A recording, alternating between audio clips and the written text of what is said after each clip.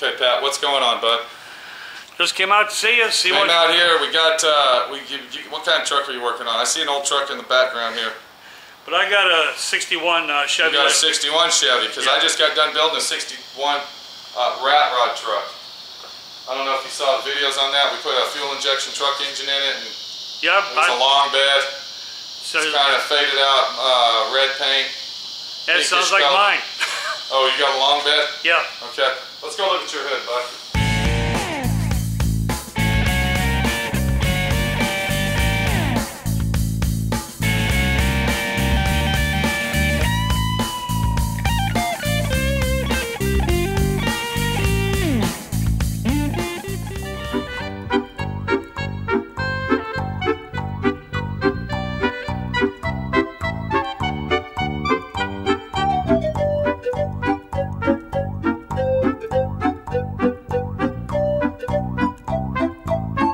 Okay, Pat's a guy that lives right here in Dallas, Texas. Pat watches YouTube, watches my videos and other videos. Is that right, Pat?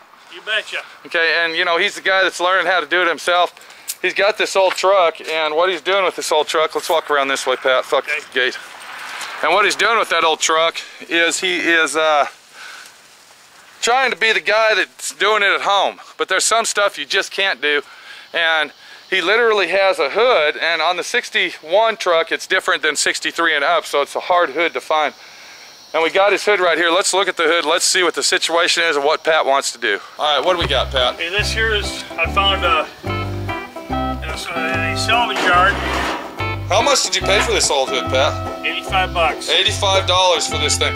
That's probably how much it's worth if you take it to a scrap iron yard. The thing weighs as much as a truck bed, dude. You bet you it is. Now, I see you paid $85 for it, and it looks like shit right here. Yeah, right in here it's all dented up. A little bit of looks like a little bit of Bondo here. But you're telling me that this hood's actually in better shape than the hood you got at home. You bet. Is that right? I got some rust up in the front lower part. This whole down the side is all rusted on both sides. I figure if I could get a hood, maybe patch 2 to 1 or maybe fix it up. Yeah. At least I wouldn't have to worry about having holes in the side of my hood. Okay, do you got the same type of turn signals on your truck as this one? Is that like an original factory deal right here, or is that some farm hillbilly country boy stuff? I think this is some add-on thing somebody did, because my hood does not put does not even you got these ones right here, right? Yeah. Okay. Now, what we can do with our hood, Pat, what we can do, you said you have another hood at home. Yeah. But that one's not even in this good a shape. This is actually a good shape hood to you. Yeah, to me it is, because I don't have all the rust down the side. And $85, that's a lot of money to spend on a hood when you're just starting out on your truck, right? I think so. I mean, 85 bucks, I mean, I don't know what you do for a living. You don't look like a multi-millionaire. No, I'm not. So you're probably just a working stiff. So, you know, getting that $85 to buy a hood in this shape is kind of depressing when you got two hoods now that's in this shape and you're thinking to yourself, what the fuck am I going to do? Well, am I right? I was happy when I found this one, because this one here is in a lot better shape as far as rust is concerned. But still, 85 bucks. I had to figure out where I had to get it from. That's a lot of money for a 1961 hood, and that's the situation you got. You know, I got some videos out there about domino effect. What are you thinking about that idea? Well, I think it's a very true idea, because I got my truck, I started looking at it, and the more I look at it, the more I find things wrong. And every time. And you still want to go on it, though. You still want to go forward with it. Even though that you found all this other shit wrong with it, you still want to take it to the limit. Take it to the limit, not to make it a beauty queen, but just make it something that I can be proud to drive around and just drive. have fun. Yeah. So we're not making a trailer queen here. What you're trying to do is make a driver. Why a 61 truck? What's up with that idea, Pat? Well, why not a 74 truck or a 61, a 66 Nova or something? Why the big old truck, bud? It's just one of those things where I happened to come across it, and I wasn't doing anything at the time as far as wrenching on anything. I do mechanic work, but I don't do body work. Now you said that truck has an unusual engine in it that's really oddball. Yeah. Somebody had put in there. You said it was what? Yeah, this thing here I got from Arkansas. Yeah. That's what I'm talking about. Did I hear somebody say redneck? Did I hear somebody up there? They mentioned, I heard them say it. I heard them say Arkansas. Well, hell yes, that's where I'm from. How go out there? This is Cecil McGee, and I'm straight out of Ratchet Arkansas. And I'll tell you what, if the motor works and the engine runs and the transmission shifts, then use the son of a bitch. It doesn't have to be Chevrolet, Ford, or AMC. It's a situation that says, hell yeah, do it right. And if you can't do it right, then you ain't doing it at all, you son of a bitch. That's Clank, Arkansas. Hell yeah. I like it. I want to see it. I like old truck. I like a truck. I'm a 4x4 for bills what I am. All the time. Got your Clank, Arkansas. Yeah. Say something again.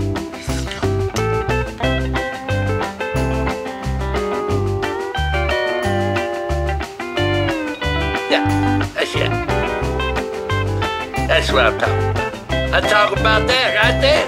Hell yeah, I'm talking about that. Arkansas. Redneck Arkansas style. Oh yeah.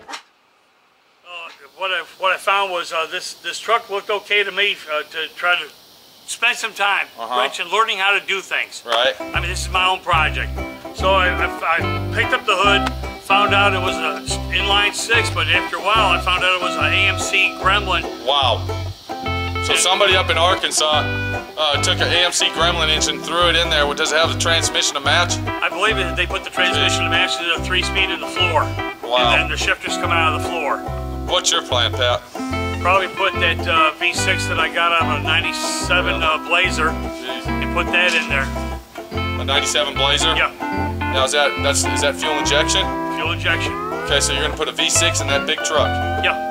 And it's gonna be enough power to pull that thing? It should. Here's the stock engine that you should have had in yours. If you look right over here, see that V6 right there? Yeah. That is what you had in yours at one time. Probably that setup right there. Now, of course, that's a GMC setup. But that was actually out of a 61 GMC truck, so I'm thinking that was the engine drivetrain that you had originally. Well, that's possible. It's either that or it was an inline 6, but I don't know because when I got it, it had this Gremlin engine and transmission in it. Believe it or not, this is a running, driving, and drivetrain right here. It was running and driving. We pulled it out 2 years ago. Is it running and driving now? Probably fucking not, bud. But somebody might want that thing. The owner needs to come get that. Is what he really needs to do. He doesn't want to get rid of it. You know, this is turning into a storage unit over here, Pat. Well, that's not. Why do people use my place to store their shit? Well, I see you can answer that. They probably see all the room we have, and yeah. So I'll just leave it there for free. Yeah. Well, I'll tell you what. Bring your other hood over here. We'll see what we can do. This should be not a quickie job, but basically an in and outer. And maybe we can salvage one of these hoods that you got. Have to buy them too, bud. Yeah. Once we do that, then we'll take it down and get it sand blasted and soda blasted and make it brand new. But until then, we really need to fix it. Oh, you betcha.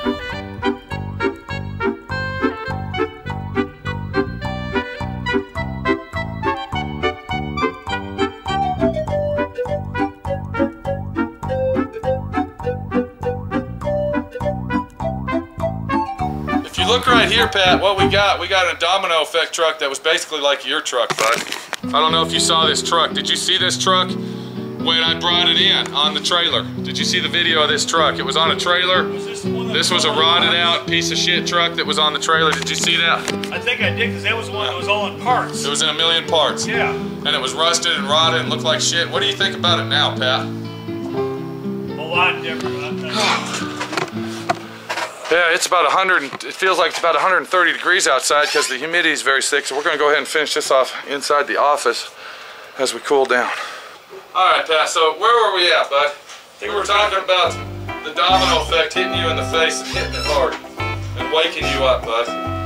Well, you know, after I got the truck to the house, then you start looking around, you start seeing this imperfection, that imperfection. I got to change this, I got to change that. Does this come off here? It's just, you know, one thing after another. It's one thing after another, dude. And by the time you get done with that truck, I don't even know how much money you'll have in it. I don't know how many man hours of labor you're going to have. It's going to be very extensive, trust me. Well, that's the thing. I'm going to tell you, like I tell everybody, why don't you just go ahead and call it quits on the truck and go online and buy one that's already done? Why wouldn't you do that? Well, it's all in part. Isn't it easier to do that and less money? It's easier, probably less money, because the money that I'm going to spend into that truck, I'll probably never see back. No, you won't. But it's all about the journey with me. You're learning something. And you know, that's what Ken said about his truck. He's the same way. I got a guy, a YouTube viewer that watches my channel. I can't get his name right now. I don't remember it, but he left a comment on one of my videos and said, I have a $30,000 budget. Now he said $30,000, and I think he's building a Chevelle. Yeah. He's got a $30,000 budget, and he said he's already gone way over that to restore his Chevelle. Over $30,000, and he's not even done with it. It's not even drive ready yet, but so he knows all about it too. I don't know what it is with you guys, bud, because me, honestly, I guess being in this business, that little Volkswagen you see outside over there, I don't know if you can even see it right there. I remember seeing Maxwell. Yeah, my little Maxwell Volkswagen, that will be the last car that my friend Pete ever restores, bud. I'm not restoring anymore. I will restore an old antique Western Flyer bicycle before I restore a car again. Because the price of parts is getting ridiculous, the labor's getting ridiculous, you're getting all these shade tree mechanic operations out there that the economy has led all these fucking people to open shops. Do you see what I'm saying? Yeah. The economy has led all these people out there because they don't have jobs and they need to make money, so these guys that were doing it in their garage and really don't know how to do it, they open shops and they're gonna lie and cheat their way to tell you I can do it, blah blah blah. And once they get that deposit, they put your truck in the back. We've already saw that with Ken's truck. Ken gave that guy $1,500. Okay, Ken gave the guy $1,500 on that truck.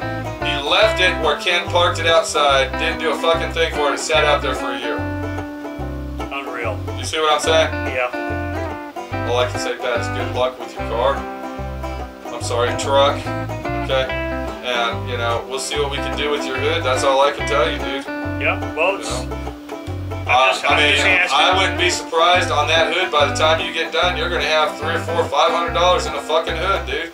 Well, I'm just You know what I'm saying? You're looking for somebody to I mean, I'm not saying that's how much it's going to be, but I'm just saying that's what kind of shit you go through with the Don effect. How much is it going to cost to get that big hood sandblasted or soda blasted? I don't know, because they charge by the fucking hour. Yeah.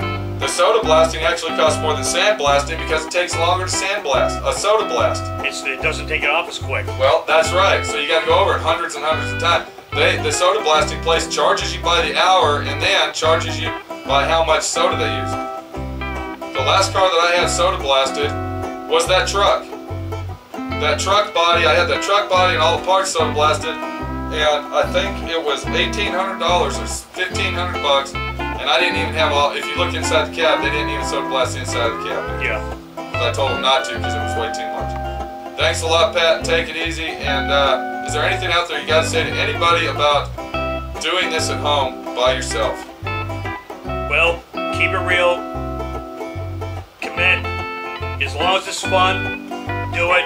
Once it gets to be a chore and you're not enjoying it, Better what? To let it go? You may want to just let her go. Because you're just going to get depressed like my friend Pete is every fucking day. You bet. I'm here because I have to do it. Even though I am so far in the hole, I have got to finish the job. A guy like you, just like you said, if you get too far in the hole and you get depressed over it and screwed in the ass too many times, you can always let it go. I can't, but take it easy. We'll see you later, Pat. Have a great fucking day. I hope your day's better than mine, pal. Same to you, Pete.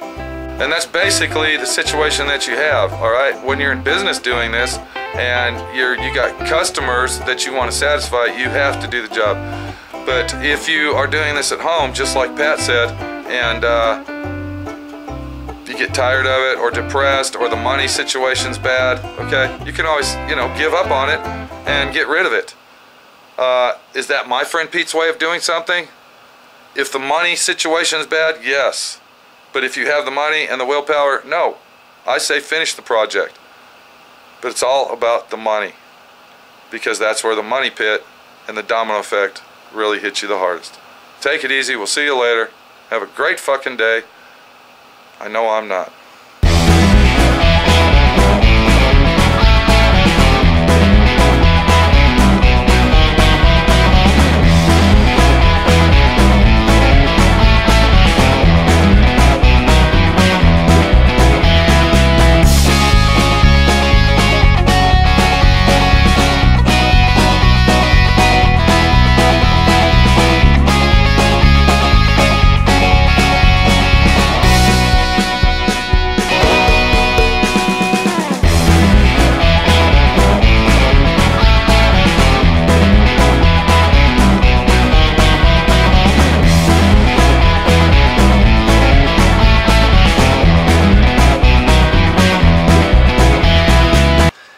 That's what I'm talking about.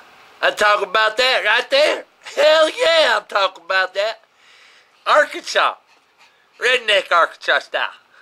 Oh yeah.